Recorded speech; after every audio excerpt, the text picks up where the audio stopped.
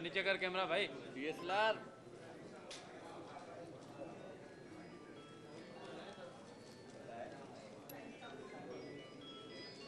बच्चे ने सांस निकल रही मैं देखिए थोड़े बाहर है बाहर है ना देन घना बाहर दे अगर मैं सोना बाहर है ना सोना अल्लाह खैर करे मैंने ताऊ मुके अरे बाबा XLR तुम ऊपर लगाएंगे फूट किधर गए हो देखिए दर्शन दो यार सब बंद कर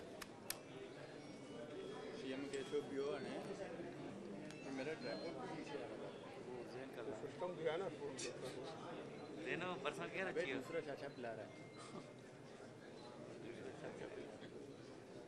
ये सब चाचू प्रोग्राम बनाने का नाम है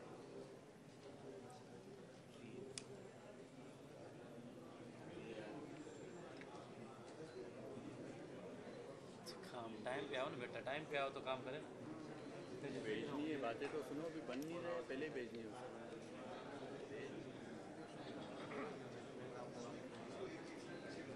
ये मैंने कितने यूट्यूब का चैनल बनाया अपना लगाया भजन आज कर लेटेस्ट काम कर रहा है कर जुम्मो सुल्तान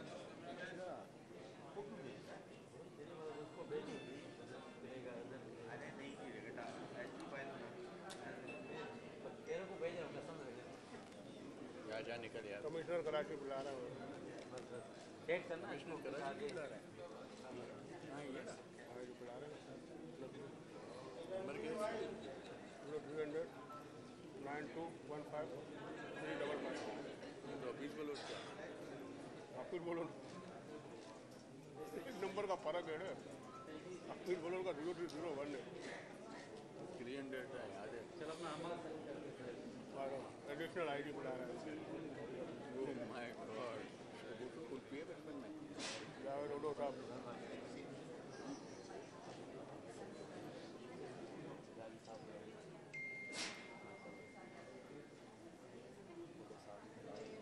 ओडो साहब को बुला रहे हैं उसके बाद आधे को सुनाएंगे डॉक्टर साहब ने कुछ पिया था बचपन में तो ये बगैर पोलियो के लंगड़े नहीं ये तो चल रहे हैं आज अभी के बच्चे लंगड़े हो मैं तो बोल रहा हूँ आप जो है ना इधर पीछे खड़े जाते हैं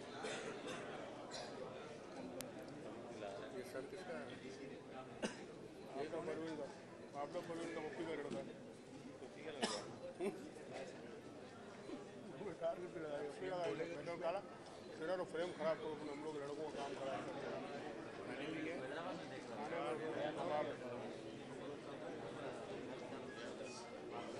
ये मार गया ना बस वो बाकी ये जो आ रहा है ओए डाइस आया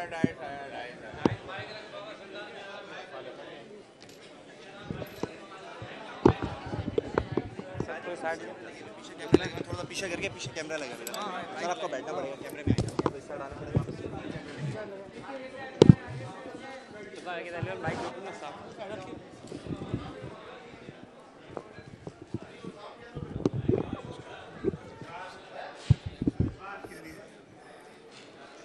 बिस्मिल्लाहिर्रहमानिर्रहीम। आज मैं यहाँ NJB हाई स्कूल में हमारी जो साल 2024 की आखिरी पोलियो वैक्सीनेशन ड्राइव है जो एक हफ़्ते की आज 16 तारीख से शुरू है और 22 तारीख तक ये ड्राइव चलेगी। आज की तारीख से आज के दिन से पाकिस्तान में काफ़ी तारीखी वाक़यात हुए थे और आज से 10 साल पहले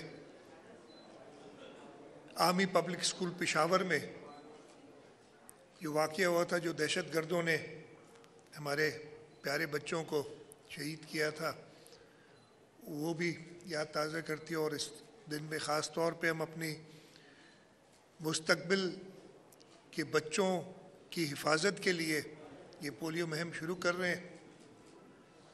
तो उस दिन हमने वो आर्मी पब्लिक स्कूल वाला इंसिडेंट भी याद आता है और दहशतगर्दी की सख्त मजम्मत करता हूँ मैं। ये पोलियो ड्राइव जो हम कर रहे हैं इसमें 1,06,00,000 बच्चों, 5 साल से कम उम्र के बच्चों का टारगेट है हमारा पूरे सिंध में ये ड्राइव चल रही है। इसके अंदर 80,000 से ज़्यादा फ्रंट लाइन वर्कर्स हैं। 80,000 तो हमारे गिने हुए हैं, लेकिन एक मैं उसमें नहीं हूँ, मैंने भी आज उसमें अपना हिस्सा डाला है और मेरे साथ और दोस्त भी थे जो इंतज़ामिया के। 15,000 सिक्योरिटी की फोर्सेस हैं जो उनके साथ काम कर रही हैं, और जैसे मैंने कहा 1 करोड़ 6 लाख बच्चों का टारगेट है। हमारा मुल्क और अफ़गानिस्तान सिर्फ ये 2 मुल्क रह गए हैं जहाँ से पोलियो का ख़ात्मा नहीं हुआ, और हुकूमत पाकिस्तान और हुकूमत सिंध का ये तहिया, ये रिज़ॉल्व है कि इसको ख़त्म करें। और इस साल ख़ास तौर पे जब हम 63 केस पूरे मुल्क में हैं, जिसमें 17 केस सूबा सिंध में भी आए हुए हैं, इनको देखते हुए हमने अपने एफ़र्ट्स को और ज़्यादा तेज़ करना है। हुकूमत बिल्कुल तहिया किए हुए, हम हर डिप्टी कमिश्नर की जो एनुअल रिपोर्ट होती है उसमें एक हमने ऐड किया है जूस कि जी पोलियो में उनका क्या किरदार रहा है, किस तरीके से उन्होंने मैनेज किया है, और चीफ सेक्रेटरी साहब ख़ास तौर पे इस पे अपना ध्यान डायरेक्टली लगाए हुए हैं। मेरी दरख्वास्त है वालिदैन से, सारे केयर गिवर्स से, कि अपने बच्चों को ये पोलियो के 2 कतरे पिलाएं, जिनसे इंशाअल्लाह ताला हमेशा के लिए इस मौजी मर्ज से हमारे बच्चों को निजात मिलेगी, हमारे मुल्क के बच्चों को इस मर्ज से ख़ात्मा हो जाएगा, इस मर्ज का हमारे मुल्क से। इसके साथ साथ मैं अपने हुकूमत की बारे में बताता हूँ कि जहाँ पे पोलियो वायरस फैलता है वो हमेशा गंदगी की जगह होती है, जहाँ पे हाइजीन का ख्याल नहीं रखा जाता। उस सिलसिले में हुकूमत, हमारा लोकल गवर्नमेंट डिपार्टमेंट, हमारे जो टाउन्स, हमारी जो 3rd tier है गवर्नमेंट का, वो सारे काम कर रहे हैं। मैं लोगों से भी दरख्वास्त करूँगा कि उसमें हुकूमत का साथ दें। तो 2 मैसेजेस आज हैं मेरे। पहला मैसेज ये है कि सारे वालिदैन और केयर गिवर्स अपने बच्चों को, 5 साल की कम उम्र के बच्चे को पोलियो के कतरे ज़रूर पिलाएं, और जितनी बार पिलाएंगे इससे कोई नुकसान नहीं होता, इससे उनकी जो इम्यूनिटी है और बढ़ती है। उसके साथ साथ जो हुकूमत की कोशिश है कि साफ़ सुथरा हाइजीनिक माहौल पैदा हो, उसमें भी हुकूमत का साथ दें। मैं शुक्रगुज़ार हूँ NJV हाई स्कूल का कि उन्होंने आज यहाँ ये पोलियो ड्राइव जो है उसमें मुझे मदऊ किया है। आज मैंने क्लासरूम का विज़िट भी किया, वहाँ बच्चों को पोलियो के कतरे पिलाए। यहाँ आपके सामने पोलियो के कचरे पिलाए गए हैं। मैंने 2 पोलियो सर्वाइवर्स, उनसे भी मुलाकात की जिनको 1991 और 1994 में, एक को 1991 में अबरार नाम है और दूसरा आमिर, 1994 में पोलियो हुआ था। उस वक्त तक इस मुल्क में आगाही नहीं थी, और शहीद मोहतरमा बेनज़ीर भुट्टो ने 1994 में बीबी आसिफा भुट्टो जरदारी को पोलियो के कतरे पिला के इस मुहिम का आगाज़ किया था। और आप सबको याद होगा कि सैकड़ों की तादाद में केसेस होते थे, और चंद सालों में वो बहुत कम हो गए थे। और हमारे मुल्क में ऐसे भी दौर आए कि केसेस कुछ चंद 4-5 के अलावा नहीं थे कुछ सालों में।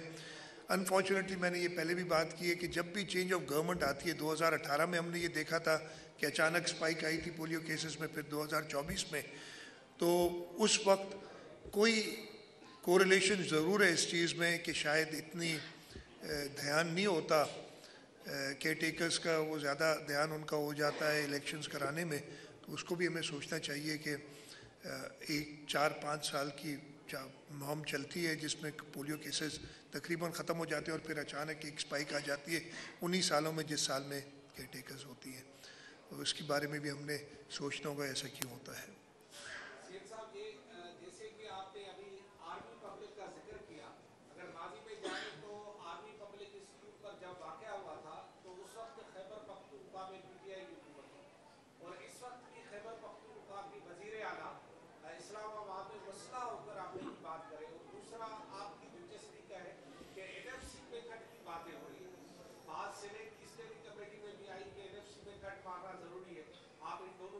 ये सबसे पहले तो जो पाकिस्तान तहरीक इंसाफ पिछले 8 महीनों से वही किरदार अदा किए हुए, जैसे सूबा सिंध में बहुत मसाइल हैं लोगों को, सुबह पंजाब में है, सुबह बलूचिस्तान में है, इसी तरीके से सुबह खैबर पख्तूनख्वा में भी काफ़ी मसाइल हैं। और हुकूमत का पहला काम यही होना चाहिए कि अपने सूबे के लोगों की खिदमत करे, उनके मसाइल हल करे। ये नहीं होना चाहिए कि किसी एक शख्स के लिए पूरे सूबे के लोगों को दाव पे लगा दे। मुझे उम्मीद है कि उम्मीद ही कर सकता हूँ कि चीज़ से बाहर निकलेंगे वो लोग। दूसरा, आपने एनएफसी की जो बात की तो अब उसमें पता नहीं क्यों ये बात हो रही है, लेकिन आइन हमारा बाहर बहुत साफ, बहुत क्लियर है। हर 5 साल में एनएफसी अवार्ड होना है। पिछले 15 साल में तकरीबन नहीं हुआ, 2010 में आखिरी एनएफसी अवार्ड हुआ था। ये एक है, लेकिन जब भी होगा एनएफसी अवार्ड तो सूबों का शेयर पहले से ज़्यादा हो सकता है, कम नहीं हो सकता। ये आइन में लिखा है। तो बाकी बातें जो भी करें, आइन से बालातर तो कोई नहीं है। मेरी या आपकी बात नहीं होगी। एक सेकेंड मैं कर लूँ फिर आपसे।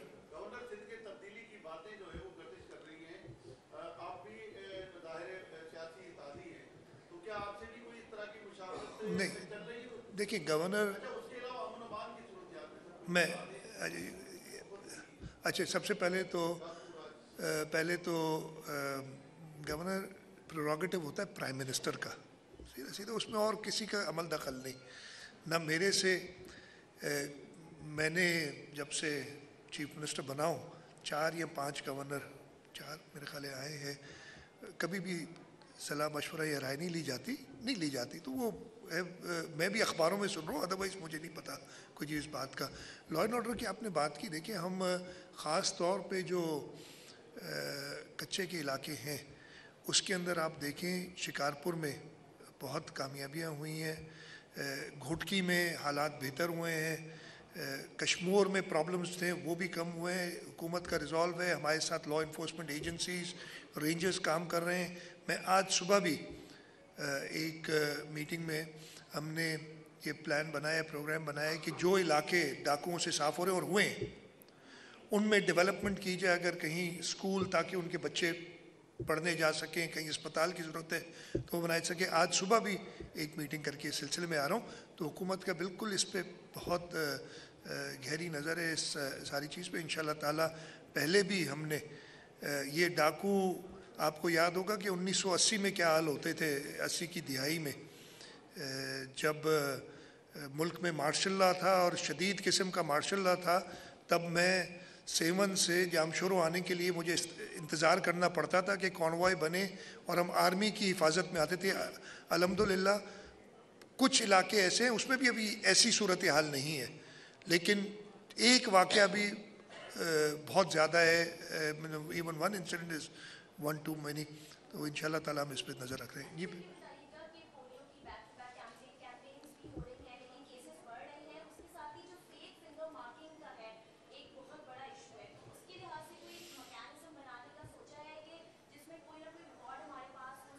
ये बिल्कुल जी, इस पे एक तो केसेस भर रहे हैं, जैसे मैंने बताया, देयर सम लैग जो हो जाता है जब एक केयरटेकर गवर्नमेंट आती है। और ये 2018 2024 2 सालों की मैं बात कर रहा हूँ जब हुआ। अब 2018 के भी रिकॉर्ड देख लें, मुझे इस वक्त याद नहीं है, उस वक्त भी एक स्पाइक आई थी।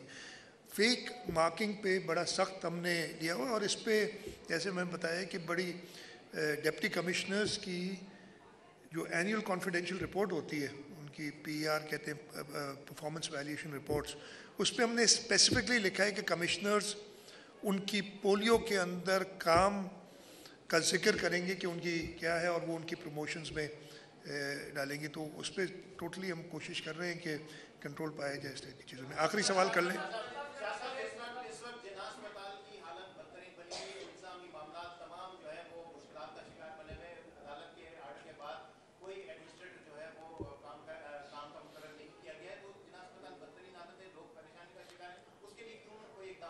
आपने बड़ा अच्छा सवाल भी किया और बात भी की। आपने जो बात कही ना, आप शायद लोगों ने सुनी ना हो, मैं आपकी बात दोहरा रहा हूँ। अदालत के, क्या कहा था आपने, अदालत के स्टे ऑर्डर के बाद, अहकामात, हाँ, अदालत के अहकामात के बाद। अब अदालतें अगर ये अहकामात दें कि अस्पताल ख़राब कर दो, तो हम तो अदालतों, यही तो वजह है जिस पे हम बहुत सारी, आई कैन टॉक, ये मौका नहीं है। अदालत की अहकाम की वजह से एक क्राइसिस पैदा कर दिया गया है उधर, और अब वो क्राइसिस हमारे गले पड़ गया।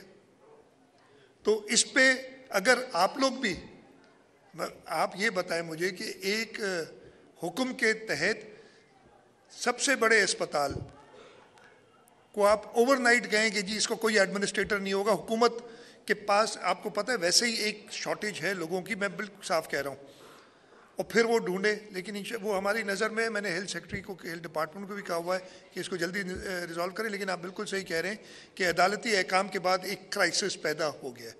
आखिरी सवाल करो प्लीज साहब, बस ये नहीं कहा।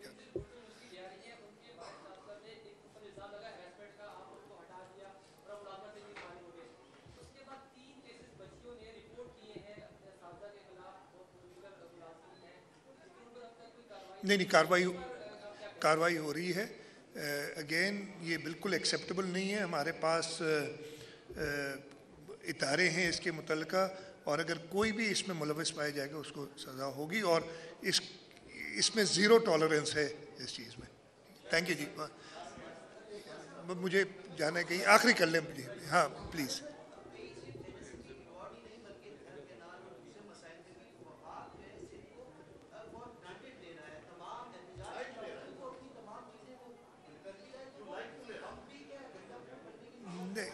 नहीं, लाइट नहीं ले रहा, ये आप लोगों का ख्याल हो सकता है, नहीं तो अभी क्या हुआ है, अभी तक कुछ बना है।